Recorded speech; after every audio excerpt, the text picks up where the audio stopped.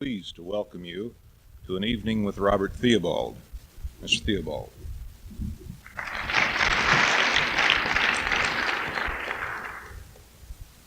And that is my answer to introductions which take all my time.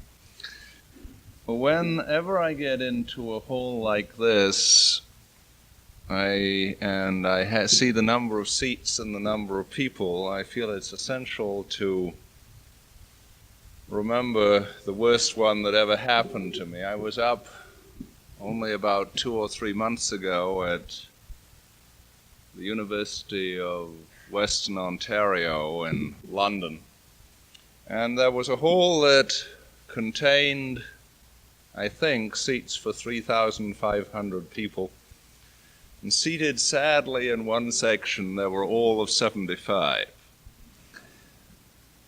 I always feel, however, that somehow people knew what I didn't know when I see all of these empty seats, and I then suggest that you put it the other way around and decide that you knew something that they didn't know and it was worth coming, we hope.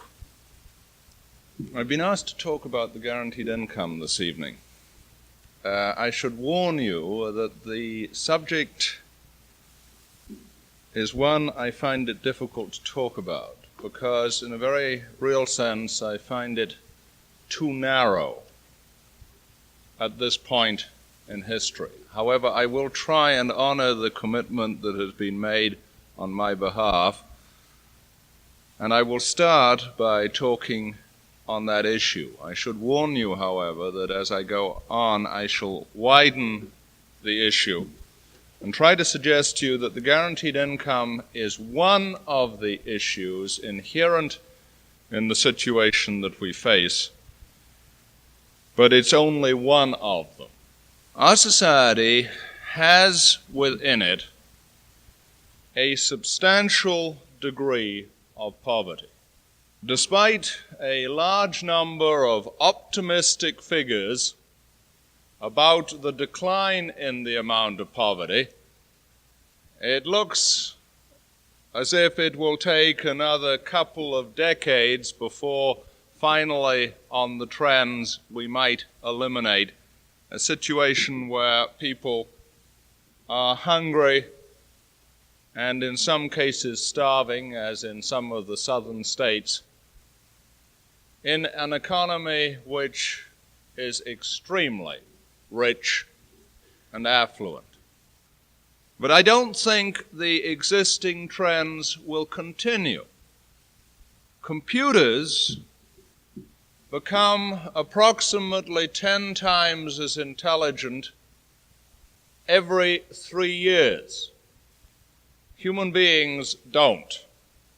And a great many of the jobs that it was necessary for human beings to do don't have to be done by human beings anymore.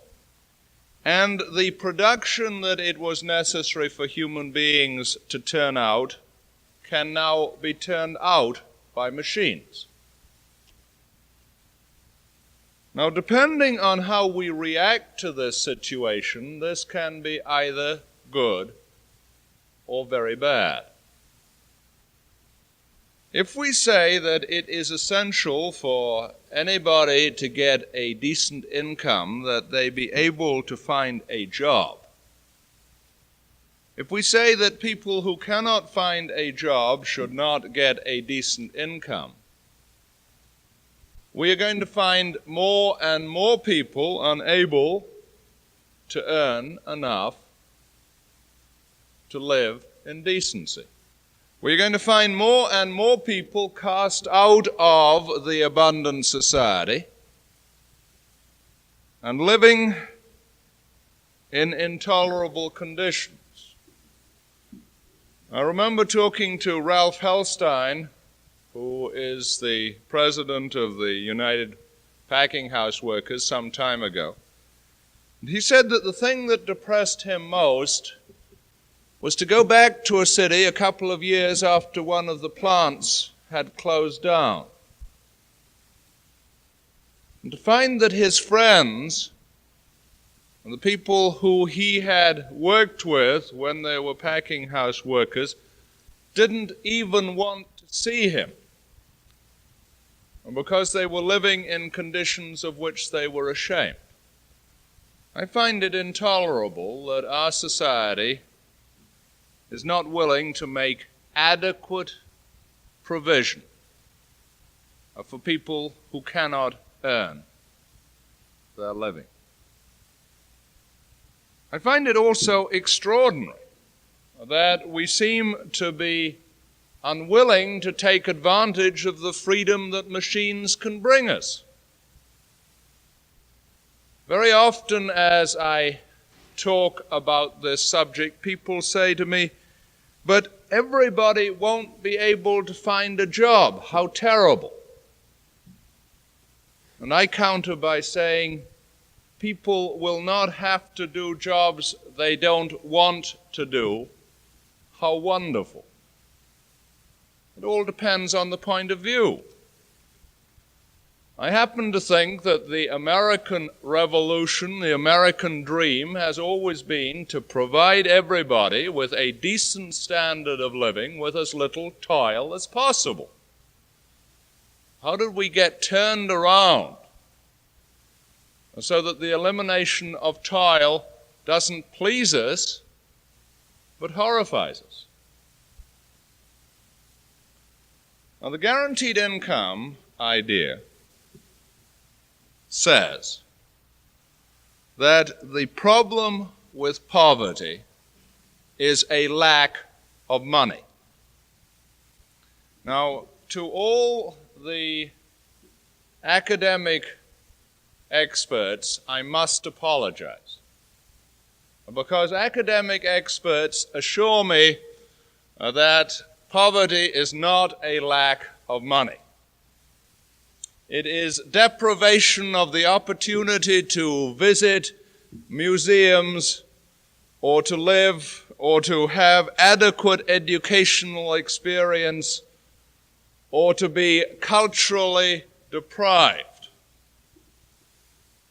And I keep on persisting in my belief that the problem with poverty is a lack of money.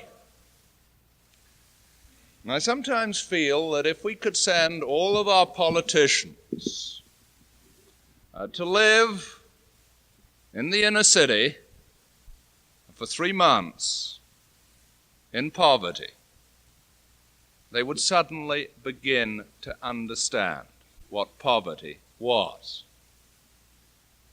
And I must admit that I sometimes despair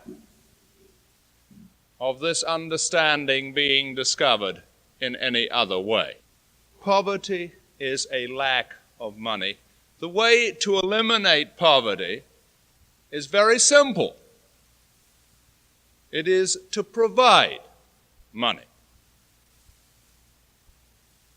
Again, I fear that for many people, this solution is much too simple. And there are all sorts of reasons, but I think basically the most fundamental of them is that they are convinced that if people were provided with money without having to hold a job, then everybody would go home and swill beer for the rest of their lives, and everybody would do nothing. And when I challenge them and I say, "But would you do nothing if you had a basic secured income?" they say, "No, of course not me. I like doing something worthwhile. Of course, I would continue to work." So I say, "You mean you'd continue to work, but they wouldn't?" The funny thing is, I'm still looking for the they. Very few people I've found in this country who want to quit doing anything. In fact, I sometimes wonder if our problem isn't precisely that people like to toil, not to work, but to toil. That you, in a sense, must be able to come home in the evening and said, "I have a terrible day at the plant," or a terrible day at the office, and that the idea that work could be pleasurable isn't really acceptable. And, therefore, I'm not, I think, terribly worried about the number of people who would quit work. When you consider the amount of money that's being seriously considered for a guaranteed income, I become a lot less worried. Now, I'm willing to conceive that if we offered a family of four $10,000, a number of people might decide that being in a job wasn't worthwhile. But if we offer a family of four, say $4,000, I'm not at all convinced that people are going to decide that quitting work is worthwhile. Not many people can live very well on $4,000 at this point in time. The latest Department of Labor survey, which I'm sure is familiar to a lot of people, showed that to live in New York, I think you needed $6,000 for a minimum decent standard. People are very concerned about incentives. Then other people, I had this last night when I was on the platform with a conservative, are terribly concerned about other people's freedoms. And I had a very interesting argument presented to me on the guaranteed income last night, which I have never heard before, but which I feel merits repetition. And that is that we cannot give people a guaranteed income because one day the government might decide that the guarantee wasn't absolute and take it away again. In other words, we can't possibly afford to do something because one day that thing might turn out to be a scrap of paper. Now, this conservative also happened to be against minimum wages. So these people now in the inner city without skills were going to be earning 50 or 60 cents an hour. And I asked him, what were they going to live on? And that apparently was dirty pool, because there wasn't an answer. Somehow they were going to survive on 60 cents an hour. If we are going to ensure that everybody in this country has a minimum income, it's going to come, I am convinced, through a guaranteed income. A statement that everybody in this country is entitled to a minimum level of income as an absolute right. And I think that this is going to work because this is the only way to get people capable of developing their own lives and their own future. I remember a woman on welfare who was on a platform with me in, I think it was Kentucky, and she said to me, so long as you're hungry, you don't plan for the future. What you plan for is the next meal. And what our welfare system really forces people to do at the present time is to remain in poverty, incapable of getting out of poverty because they do not have the energy to get out of poverty. And the reason for the perpetuation of poverty in our society at this point is the welfare system itself. In other words, we say to people, you may have a minimum grudging income, but not enough to be able to make a base for takeoff so that you can run your own life, but just enough so you won't starve. What essentially that says is you have no chance ever to get out of what has been called the welfare cycle. Now, as the alternative to the guaranteed income that has been put forward, Well, there are two alternatives. One is this program now being pushed by the government, which suggests that anybody who can't find a job anywhere else can be retrained by private industry at the cost of the government. Now, at first sight, that might sound like an attractive program. But I would like you to imagine, if you will, for one moment, the sort of problems that are going to emerge. Business is going to start hiring people, and it's going to claim that these people need retraining, because that is the way to get a subsidy from government. So a very rapidly growing corps of federal inspectors are going to come rushing around trying to measure the productivity of the person who has been hired and who has been claimed to need training. And you train, as always, the people at the top of the heap, as we have in all the government programs. They've retrained the retrainables, and the people who aren't retrainable, who are the least likely to be able to gain skills, stay at the bottom of the heap. And there's another program to deal with that. It's called Government as the Employer of Last Resort. Sounds attractive.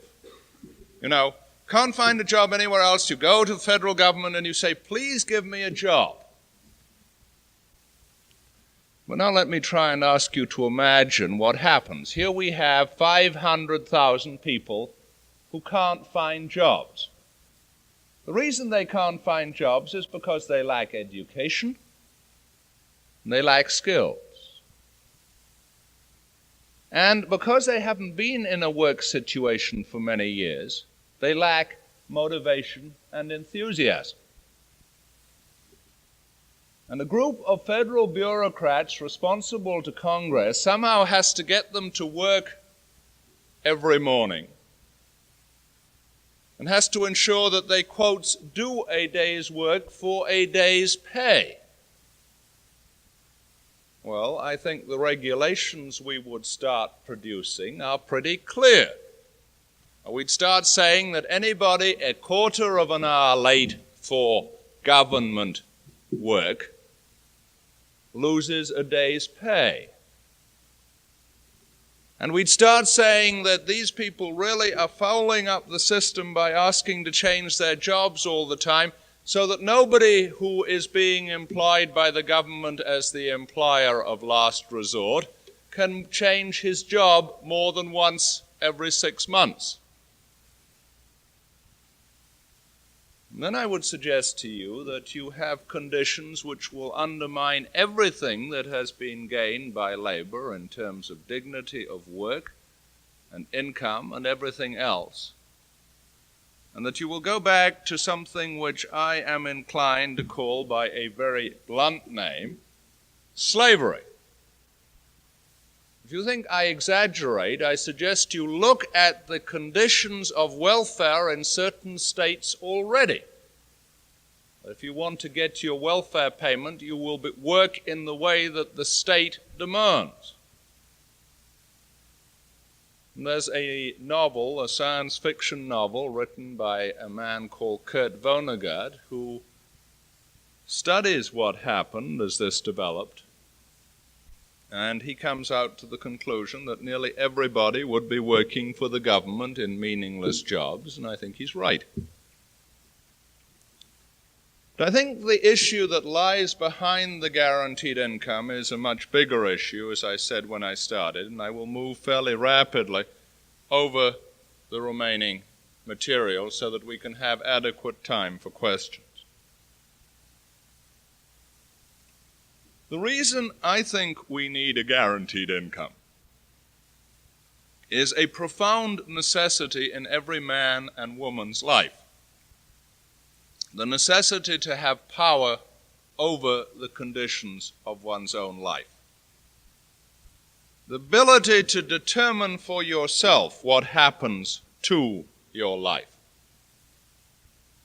And what the present situation with the welfare departments essentially says is that the poor have no power over their lives, that the poor are unable to develop themselves. But they're not the only group making that complaint at this point in time. There are other groups, and I'll only talk about two. One group is the student group. Now, the student has been much misunderstood by a large number of commentators who say that the student should know his place, and that if only he or she would grow up, as they inevitably will, they will discover that the things they are asking for are unreasonable and irrelevant. That we older people know the answers, and why can't they take them from us? And what is all this unrest in the college anyway? Why can't students simply sit back and learn from their professors? The reason they can't sit back and learn from their professors is that, unfortunately, their professors don't understand the world in which they are living, because new conditions have developed since the professors were trained and educated, to which they are not attuned, and to which the conclusions of the disciplines which they teach are not necessarily accurate.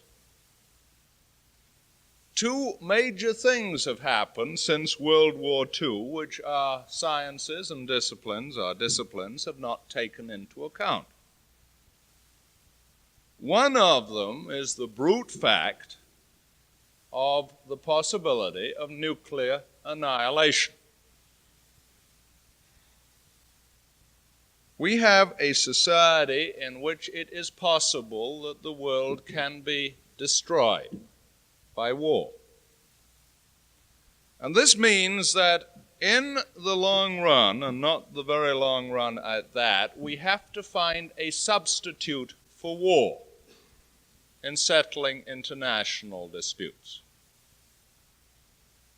Let me go back to dueling. In about the 18th and 19th centuries and earlier, it was considered that the right way to settle an affair of personal honor when somebody insulted you was to go out and have it out with some sort of weapons. Now, this custom died out. And I was always told that it died out because human beings became more intelligent and imaginative. And I've basically come to the conclusion that human beings decided that dueling with machine guns is no fun and very dangerous.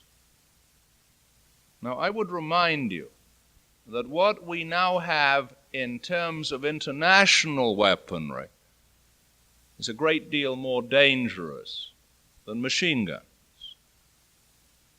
The latest estimate is that there are stockpiled in the world roughly 30 tons of TNT equivalent for every human being on Earth. Now, even if we use that with incredible inefficiency, which on the evidence before us we are certain to do, it's still largely sufficient. War is no longer a sensible way of settling international disputes. And unfortunately, our professors of history, political science, and other disciplines have not caught up with this brutal fact. Neither, of course, have our politicians.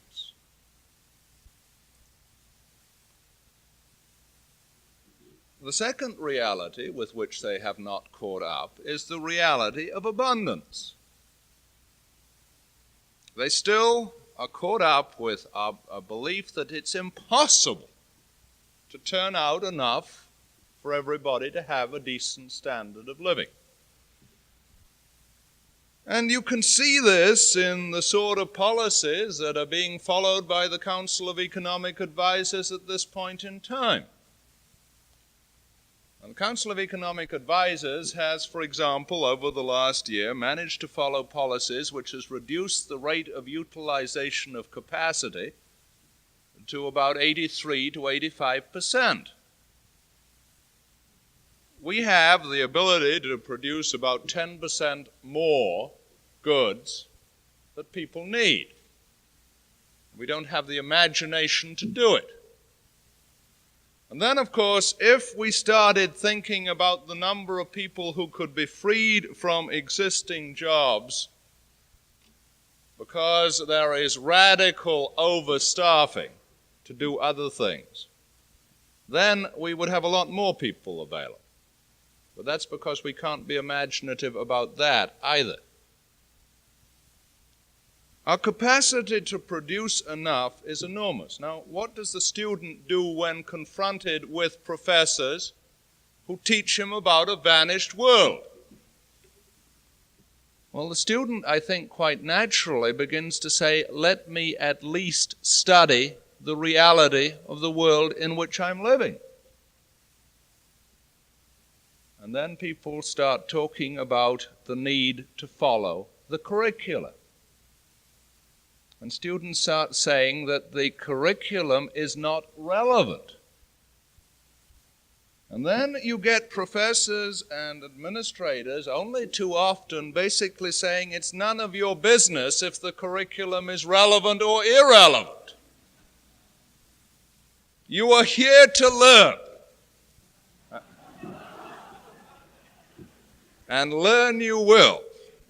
Of course, you may forget immediately after you learned it. The statistics, by the way, on what happens to retention of knowledge immediately after testing. In other words, once you've done the job, you learn it, you ingurgitate it, you get to the multiple choice test, you regurgitate it completely. It leaves no trace on the brain whatsoever.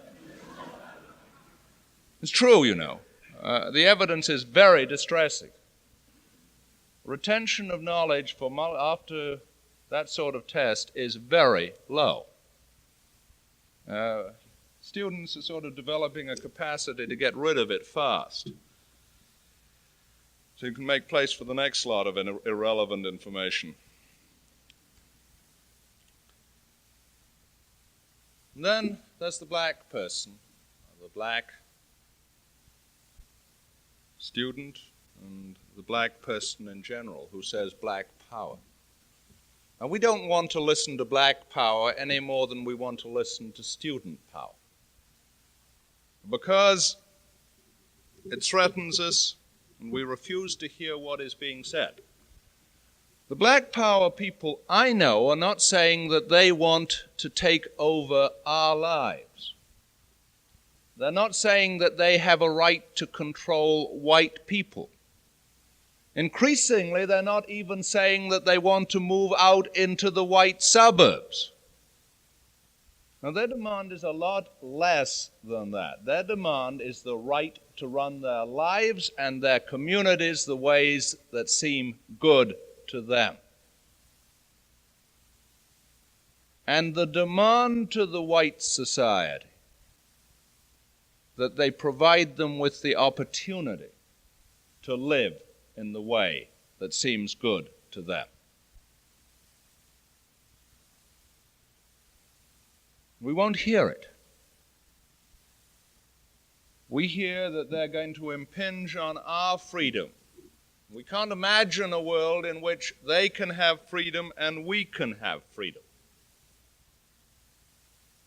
And that, in the words of game theory, if I may confuse you with a little bit of jargon, which I will then explain, it's the assumption that life is a zero-sum game. Now, that means that if you win something, somebody else loses it. In other words, there are only a given number of chips in the poker game. But the point is that life is not necessarily a poker game. It is possible for everybody to gain if you make intelligent decisions.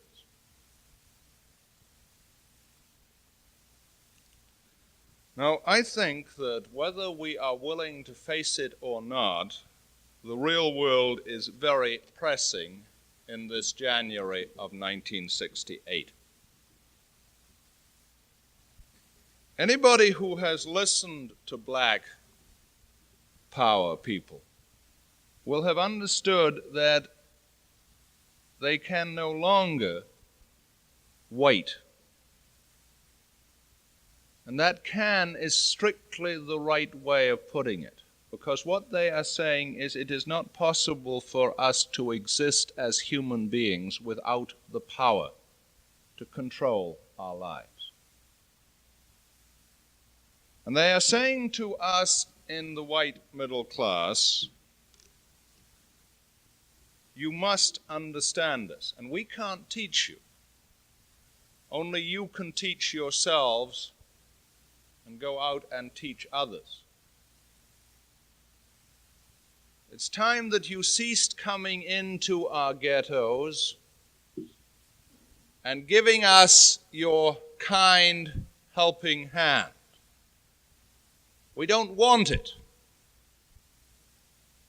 It won't do us any good, and it won't do you any good. The only place you can now work is in convincing your people that we have a right to be free. Now, this city has a profound opportunity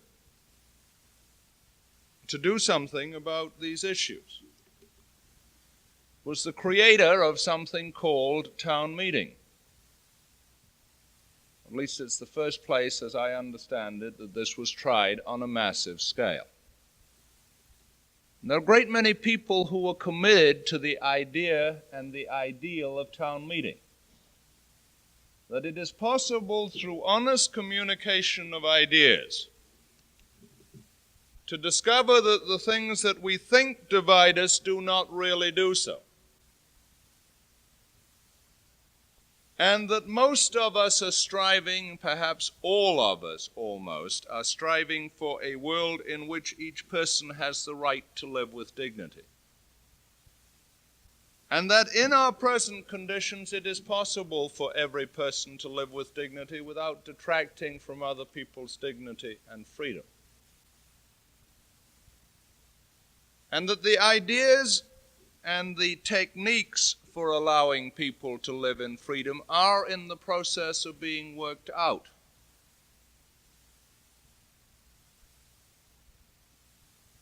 This has, to some extent, united all the sections of this town, and I think can minimize and then eliminate some of the differences which threaten to tear this and every other city apart. I think one example of this will be seen on television in the last program in February, on the town hall programs on Thursday the 29th. Program which was taped this afternoon, where four people who, in theory, look profoundly different in their approach, some concerned with students and some concerned with the poor and some concerned with black people, found out that basically they were saying the same thing, and that they were united in a common concern, a concern to end powerlessness. And it is this that brings me back to the guaranteed income, but in a different way to the way that I originally started, and this will explain to you my comment as to why I find talking about the guaranteed income at this point in time rather difficult. When I originally wrote about the guaranteed income in Free Men and Free Markets, and then brought out a book called The Guaranteed Income, which contained essays on this subject, I thought that it was conceivable and possible that our society would first introduce a guaranteed income, and that the freedom provided by the guaranteed income would change the psychological attitudes of people. It is now quite clear to me that this is not going to happen. The only thing that is now conceivable is that we will change our psychological attitudes to believe that each man is a human being regardless of his color, of his ability to work, or of any other criteria, and that all human beings are entitled to dignity and the opportunity to live a decent life. And once we have done this, the guaranteed income becomes so obvious, so necessary, that discussion of it is not very exciting. The question is, can we expect a fundamental change in human beings? And the argument on that one, of course, is, well, human beings have always been the same. Let me point out to you that that is not true. If you look at the anthropological record, you discover that human beings are capable of having practically any conceivable pattern of attitudes and relationships. And they appear to have managed reasonably well with all of them, or reasonably badly, if you like. Americans are peculiarly prone to regard the American culture as the only conceivable pattern, and to suggest that any other pattern is not only impossible, but almost certainly immoral. I think that we can see a fundamental change, and that it is possible. The reason I say this is, in a sense, because I perceive it happening. But I can also give you a theoretical reason. Abraham Maslow, a psychologist and psychiatrist, has said that man, when he has enough food, clothing, and shelter, becomes concerned with his own self-development, becomes desirous of becoming a human being. Most of us now have enough food, clothing, and shelter. I believe that most of us, therefore, wish to develop ourselves and to become human.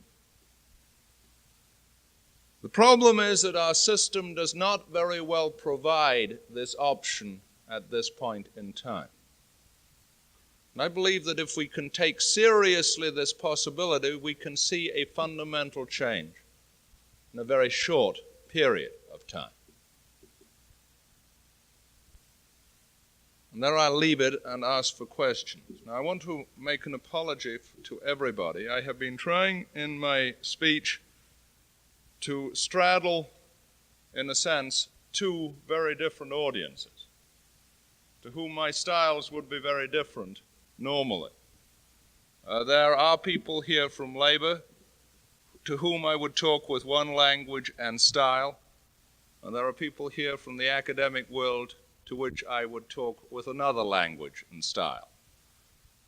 I suspect that I have managed to do a wonderful job of falling right in the middle of the two styles and satisfying nobody, for which I apologize. But I don't know how to do it any other way, because I wanted, in a sense, to try to communicate to both groups. So I say I can only apologize for the fact that I don't really know how to do it very well, because the sort of things that are meaningful, as I know from some of the fairly hectic sessions that I've had with labor, I remember one in particular at the UAW where it became a very tough argument, and another one down in the Teamsters in St. Louis where practically we blew the top off everybody. The style you use in that sort of session is somewhat different from the style you use in an academic environment. And it's a bit difficult to do both. As I say, I've tried, not successfully. Now, I hope that we can get questions from the floor. I don't know what the acoustics of this place are like. So can we we'll try it with people just raising their hands and giving the question. I'll find out whether people can hear. If they can't, I'll repeat the question. Okay? Who'd like to start?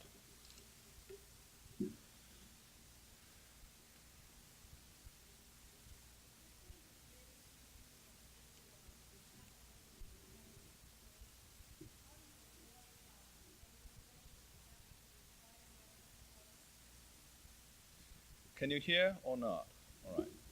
If you put the guaranteed income into the present capitalist situation, would you have inflation and would you have to have price fixing to avoid this? You know, somehow somebody has managed to do a magnificent job with that word inflation. It has become the way that any social policy can be shot down almost immediately. Because somebody says, well, why don't we do something? And it always comes out, but it would be inflationary. Inflation is a failure of one of two things. It is a failure either of intelligent economic policy, or it is a failure of courage. When it's a failure of intelligent economic policy, it simply means that the government has tried to pump too much demand into the economy at once. When it's a failure in courage, it's a failure to face up to the fact that certain groups in the society are abusing the power they have to affect the price level. But that doesn't mean price and wage controls. It means structuring the society so that this cannot happen. Inflation, in other words, is a bugaboo.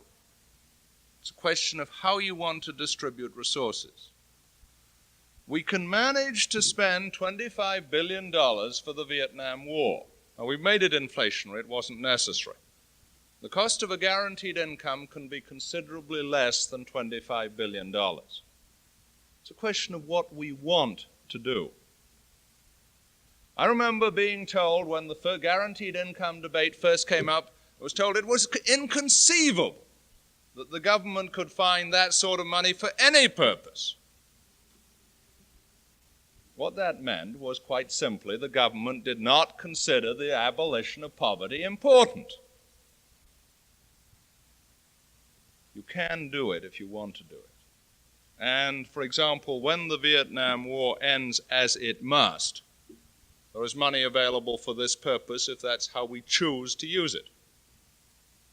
The question is whether we will choose again. Okay?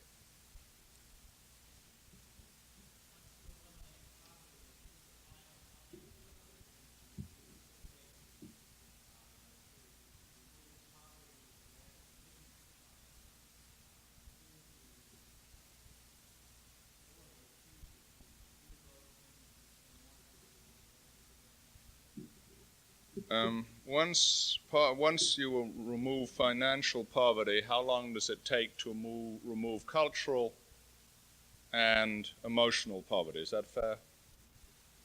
Well, I would like to suggest to you that some of the welfare clients I have met are neither emotionally nor culturally deprived.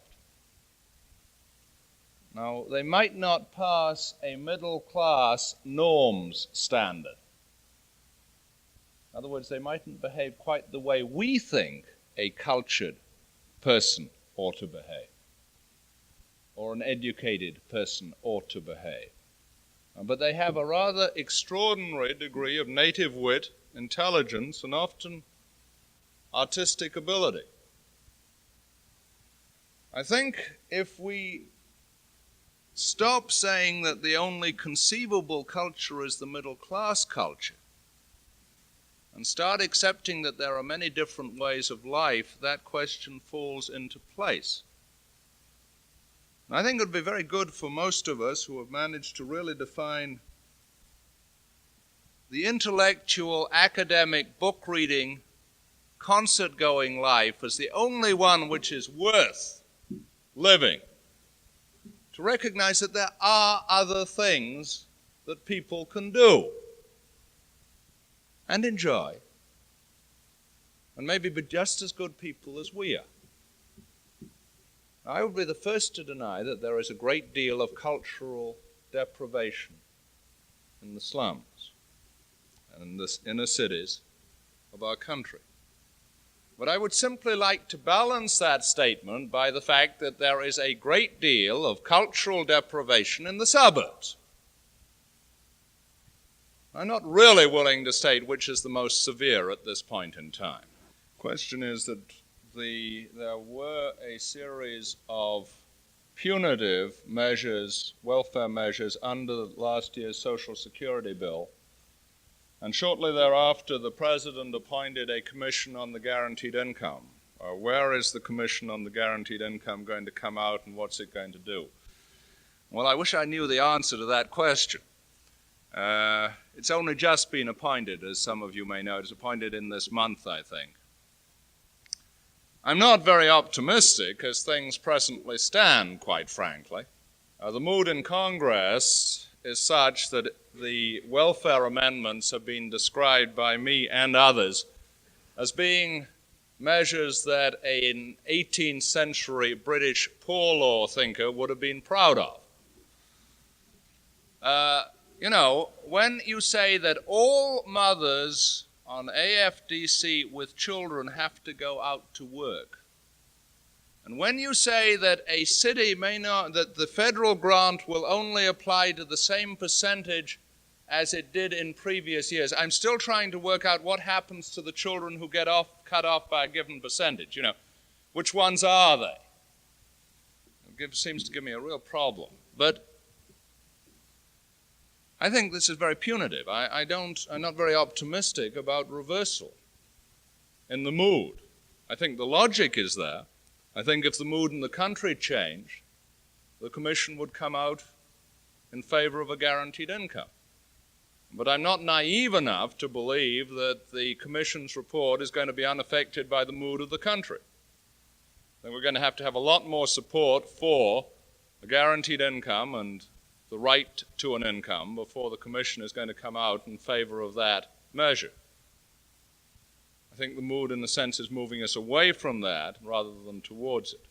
I'd add one thing. I can conceive of the Commission coming out in favor of an income for everybody except.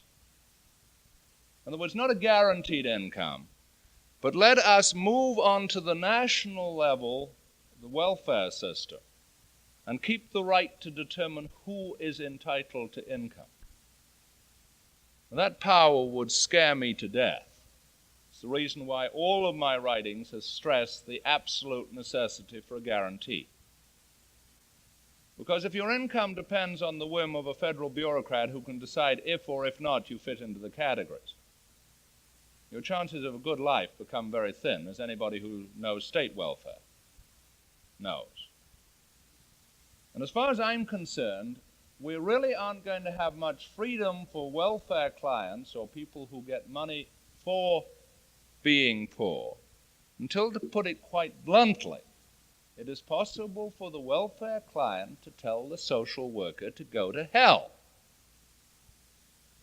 So long as such a statement from a welfare client is very likely to so upset the welfare worker that for some strange reason they're going to lose their entitlement, the degree of freedom of the welfare client is extremely small.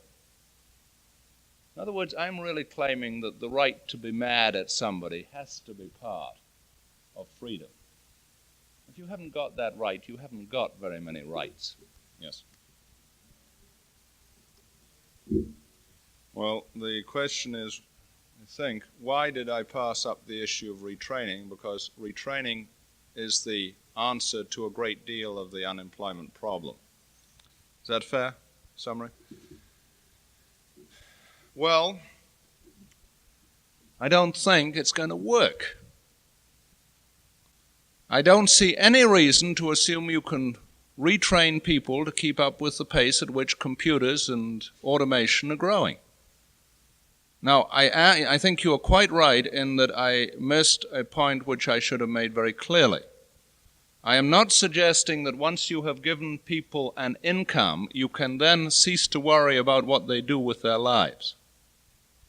But what I am saying is the right to an income comes first, and then you provide people with options as to retraining and to work.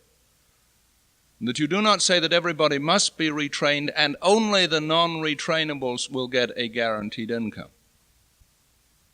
I want to change it around. I want to say people can have an income and then they can choose whether they need to get a job. See, I happen to believe, very radical concept, that people are more likely to do intelligent things if they work for themselves than if they work for an employer. I would like to say that everybody who is capable of deciding what he should be doing should do it for himself. And only those people who haven't got the imagination and the education to decide what is important to them should work for an employer. Now, is that responsive, or do you want to push? No, wait a minute. The question was, how far can a businessman in business for himself get against General Motors? He can't. But I wasn't suggesting he could. I suggested he got an income and then he decided what he wanted to do for himself. His income is not coming from the fact that he is in business. What you have done is to provide people with a base to decide what they want to do, and then to let them do it. Look, what I've talked about in some of my books is the creation of something I called a consentive.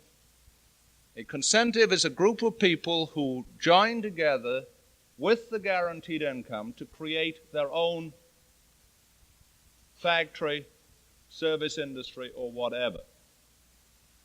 And basically, they only have to make enough to cover the costs of doing it, because their income comes from the guaranteed income. I'm not sure I see the point. I'll repeat the question, but I'm not sure. Let me see if I'm understanding the question. I'll repeat it so that you can tell me if I got the wrong question. Basically, has anybody looked seriously at what sort of new products, new ideas will come along for people to be engaged in producing if we cease to worry about, if the war wasn't taking imagination away from this task? Well, I don't think it's possible to do a quantitative study, but people have looked at this in some senses. They've said that they haven't really seen a similar product to, say, television or the automobile in terms of enormous basic demands coming along. Now, they may be right or they may be wrong. But I think, now, if you ask me, my personal opinion is if there is a new major product, it will be brought in so that almost all of it is produced by machines with the need for very few men. Because each new factory requires fewer and fewer men and uses more and more machines. And that therefore, as the thing develops, the number of people you need in production declines. Well, in what sense to what degree do you get more people, in a sense, servicing the people who run the automatic machine? Yeah, but you have a very could you hear it, basically? You have an interesting problem. Parkinson developed a law. Parkinson said the amount of work to be done expands to fill the number of people available to do it. If any of you have walked into an office, for example, recently, and if I may be so rude, have walked onto a factory floor, you will have found a growing number of people with less to do than they would have had 25 years ago. I remember talking to one union and asking, in their opinion, in steel actually, how many people could be fired if the only concern was to turn out the same amount of production with as few men as possible, which is not a viable way of looking at it, but the percentage that they gave me was pretty high. And I'm saying basically that if we started looking at work in terms of how few people we need to do it, and if there were other options open, a great many of the things we spend an awful lot of time on could be done a great deal more efficiently. But we don't really think that way, and the government, in a sense, is pushing us very hard not to, because they want to find jobs for all sorts of people. And until you turn it around, you won't find out how many people could be freed.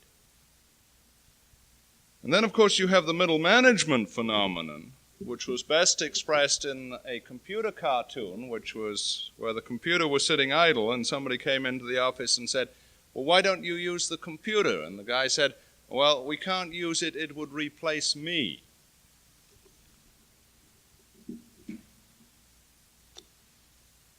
Okay. The problem, as has just been pointed out, with the proposal that's most been put forward, which is the negative income tax, is that it runs into all the problems of defining what people's income is at this point and filling the gap between that and whatever you've defined as the necessary income. I am now opting for providing a basic level of income to everybody, and it is true that the net cost of that is $200 billion a year, but that's a gross cost. What I think this has to be accompanied by is a profound reorganization of the total tax system and everything else, so that you get this as a base, and I'm not saying you could start that high in terms of practical economics and politics, but that you then simply state that this is the floor of income. Every dollar received above that is taxed. And you wipe out all of the wonderful deductions that have been managed to be developed over periods of years by which a great deal of the tax base has been totally eroded. And you introduce into this system as well the Social Security measures. What happens, therefore, is you have a very highly simplified tax system, so that you begin to make this possible. Now, the level at which you can start this depends on calculations that, quite frankly, I have not carried through. And the 4,000 level, say, is one which I say you can support in terms of, well, that might be just and moral. But when you start working out the exact figures, you have to work them out in terms of a particular political point in time, exactly what would be saved by various things you don't have to do, such as the welfare system, what could come out of the Social Security monies, etc., etc. And I, quite frankly, haven't got the resources to work this through. But I am now convinced that the negative income tax is not going to work because of the incredible complexity and dangers of the administrative complications inherent in this thing, that it has to be a base.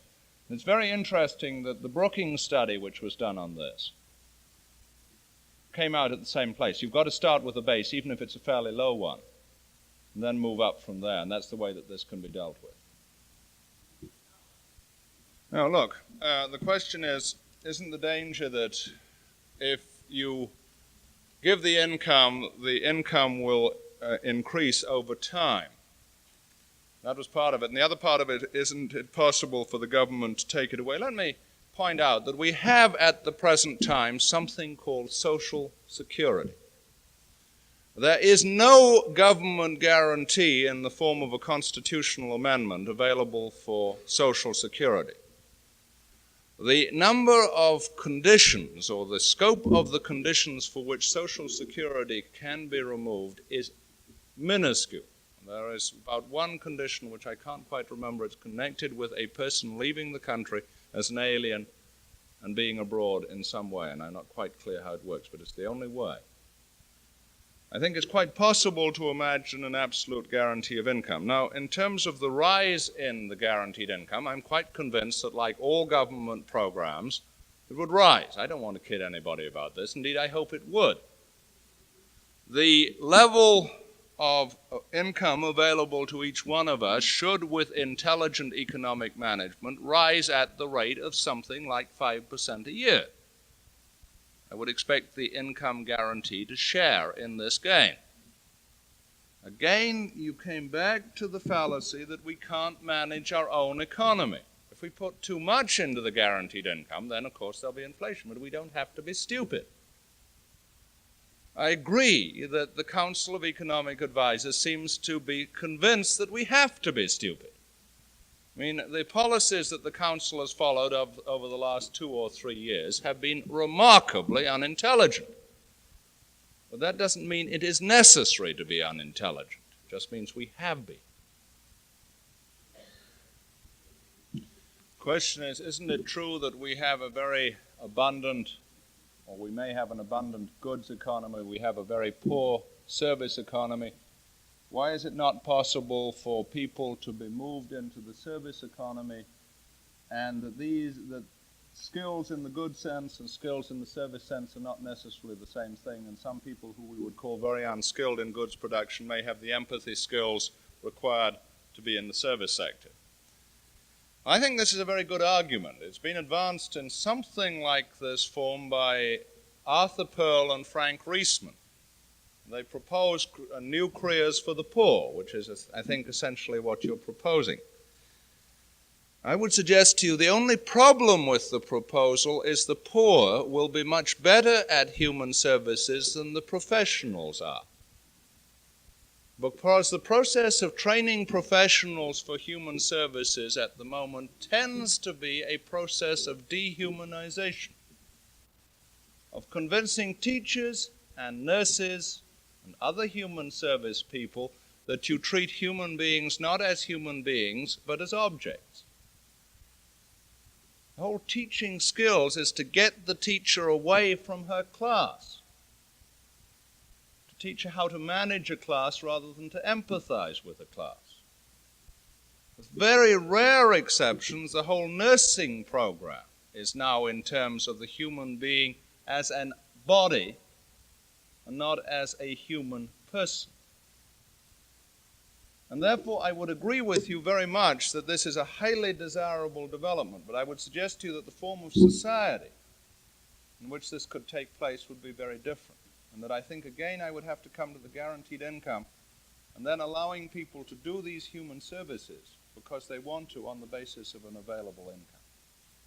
See what I'm trying to say? Look, the question is, if we give everybody $4,000 a year, this will inevitably cause inflation. Every year in the United States, the gross national product rises by $40 billion a year if we are intelligent. A 5% growth rate is completely within our power, real. The distribution of that $40 billion is within the decision of the society. We have a myth that is determined by economic forces. This is a myth, sedulously fostered by economists who do not wish to admit that the distribution of income is a political question. It's much too depressing to discover that really incomes are not determined by your intrinsic capacity and production, but only by the amount of power the society has given you to grab a share of that $40 billion. If we distribute more than $40 billion in a given year to a given set of people, to all the people, there will indeed be inflation. But it is not essential that we do this in such a way as to distribute more than is available. The point is, at the moment, we give very little to the people at the bottom of the society. And if you say, can we give a lot to the people at the bottom of the society and still continue to give a great deal to everybody else, the answer is no. I am asking for a shift in our priorities in the distribution of income. There's no way you can avoid that issue. And if labor and management want all of it, labor, management, and the government, there isn't going to be anything left for the poor. Yes?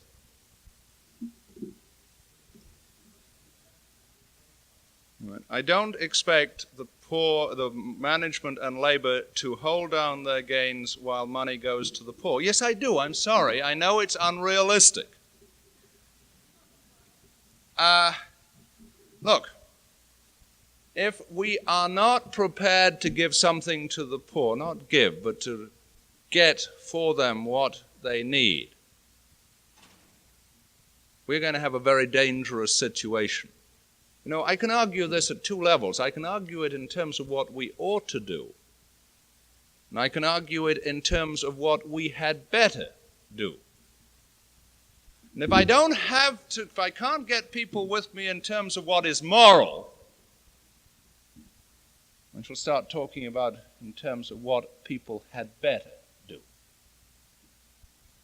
People are sick and tired of being poor in an abundant society.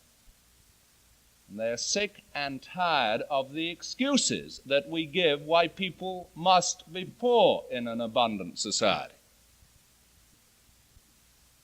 They are all excuses, and they are all statements that we do not care enough about the poor to give them some share of the increasing abundance of our society.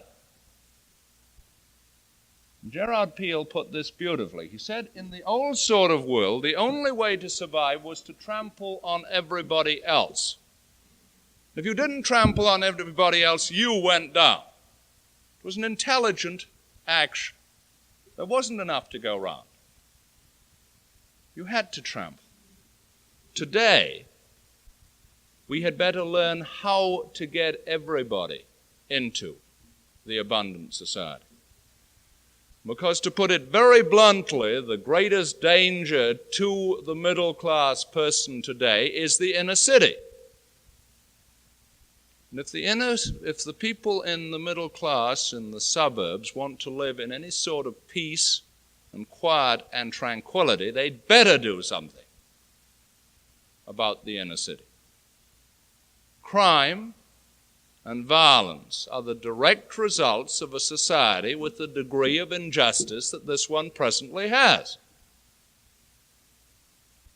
And as we all know, the degree of crime and the degree of violence are now so great that our liberties as white, middle-class people, which most of us in this room are being gravely curtailed.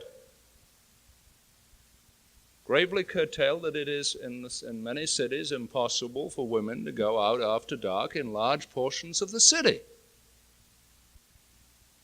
That's a heck of a way to live.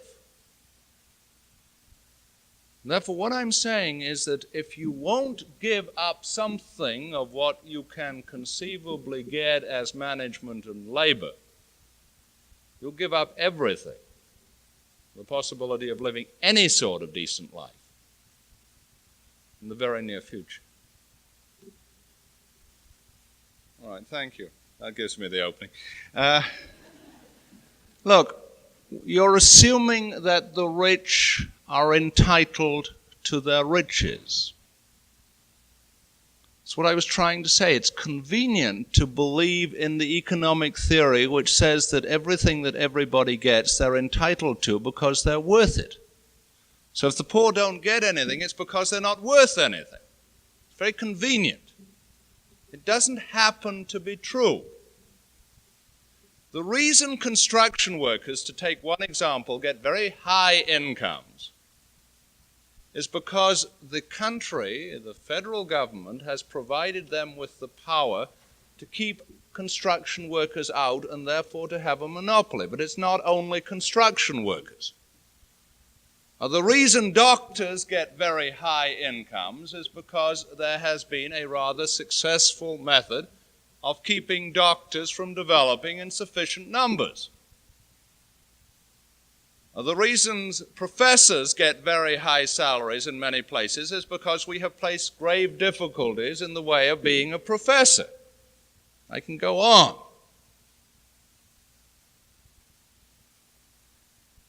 It's not a question of taking from the people who are entitled to it and giving it to the people who aren't. It's a question of equalizing the distribution of power in the society. And if you say that we're incapable of equalizing the distribution of power in the society, then I would say to you that we haven't got a very happy future in front of us. Yeah. Now you're assuming, can you hear? I'm sorry. Can you hear it back? You're assuming that it is impossible for labor and management to become either moral or intelligent. And I refuse to admit this. I admit on the evidence so far that you can make a case for that statement. But I refuse to admit that this has to continue. You know, the human race is not intrinsically either stupid or immoral. One may wonder. That's what the guaranteed income's for. Okay, question heard? Well, if the machines are going to produce more and more, who's going to buy the goods? You know, there was a lovely story about Reuther being taken around General Motors, I think it was, and the management showed him the new part of the line, and they said, well, when these machines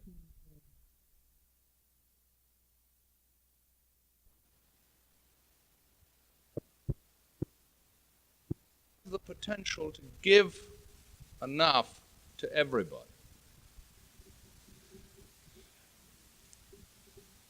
Okay. The question is, well, shouldn't a substantial, I'm turning it around, but I think I'm fair if I'm not, check me. Shouldn't a substantial proportion of the amount of money saved when the Vietnam War ends go into foreign aid? Is that fair? And that if it all goes into the guaranteed income, this will in itself be disastrous because much has to be done for the poor countries. I think the point's very well taken, but I'll sort of try and answer it in two ways.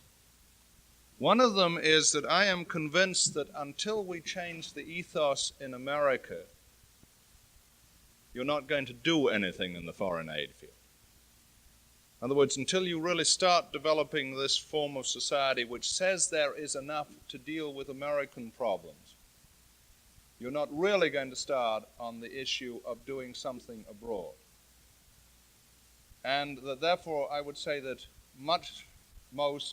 nearly all of the money has to go into the guaranteed income, although there are many other things as well. Okay? That's not my basic answer. My basic answer is that our foreign aid program at this point in time is based on the assumption that we should export the American culture. And that I must at least question whether exporting the American culture as it presently stands is doing any good to the poor countries. And that I think you can make an unpleasantly watertight case for the fact that foreign aid to the poor countries, as opposed to Europe, where the Marshall Plan saved Europe, it's European, and this comes up, I always say this because it is undoubtedly true, that foreign aid for the poor countries may have done as much harm as good, or maybe more harm than good. And that therefore the issue in foreign aid is to come up with a new understanding of what we should be doing, which I think must be tied into the same kind of understanding as our inability to direct the black ghetto, which means that this is an aid literally without strings. It's very difficult to imagine foreign aid without strings at this point in time. So what I'd say was, even if we decided on a maximum commitment to the poor countries, I don't really know how to increase aid levels by billions at a time, because I don't know how to get it into the countries without doing a great deal of damage. Okay? I'm not denying, in other words, your point. I'm just denying your magnitude. Going to take, I guess, two more questions. Yes. I said you had to. I said that you had to. No. I said that the problem, no. My statement about the negative income tax was that I didn't like the fact that it was necessary for each person to declare their income.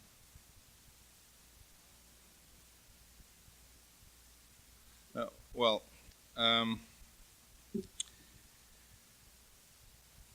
let me take this up with you after it becomes extremely technical, and I think we're going to bore a lot of the people in this room. I'm quite willing to do it. Well, let me go through it. What? Well, okay, but look, as you say, in a sense, okay, you can call both of them a negative income tax. We're talking within, in a sense, the same range, although I'll argue that there's some difference here, okay, for the purposes of this point. Lady at the back there.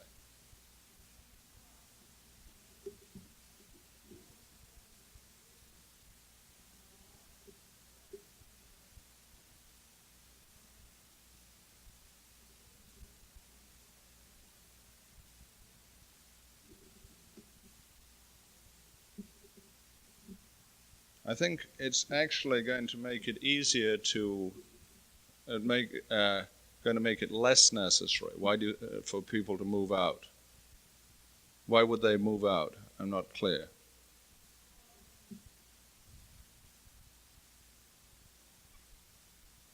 No, but it's not a guaranteed wage, it's a guaranteed income. It's not the corporation that pays this. It's the government that pays.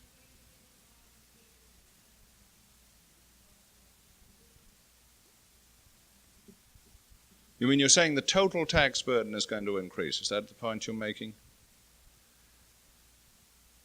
Again, but you see, you're assuming that people moving out and losing jobs is bad, and I'm not willing necessarily to go with you on that criterion. Look, let me try and close with, we're getting terribly technical, and I have a feeling that some people here aren't interested in the technicalities. We try and close with a restatement of the reason for the guaranteed income. Economics has been made extremely difficult. It is extremely simple. Economics is the art of distributing the available resources in the economy. The gross national product of the United States at this point in time is something around $800 billion a year, with the capacity of rising by $40 billion a year in real terms. The question before us is a certain number of people are way below the minimum defined poverty level. Is the society willing to find ways to raise those poor at least to the minimum defined poverty level? We can get away from this in all sorts of ways. We can start talking about the difficulty in technique. We can start talking about all the consequences that are going to be difficult to handle. They all take us away from the central issue. The central issue is poverty going to be allowed to continue? The position I was putting before you on the guaranteed income is that it can't be allowed to continue. And maybe we have to find another method quite unlike anything that has yet been done or thought of. But I think the moral question comes first. If we decide that poverty is intolerable, we can get rid of it. But we can stay away from that issue by dealing with all these technicalities. It's a lovely way to get away from the problem. You can start talking about all the things and get away from the fact that the key issue is a straight moral issue. In a sense, I'm not going to allow this to happen. I don't care where you come out, at least I do, but that's your prerogative to come out where you like, but only in terms of what the real issue is, not in terms of saying it can't be done on technical reasons. It might mean we have to give up something. It might mean we have to face up to the fact that we don't get as much next year in gains as we would otherwise have got. The suggestion I'm making to you is it is necessary at this point in time to, first of all, give everybody an income. And secondly, face up to the fact that everybody is entitled to power over their lives, and the guaranteed income is part of that.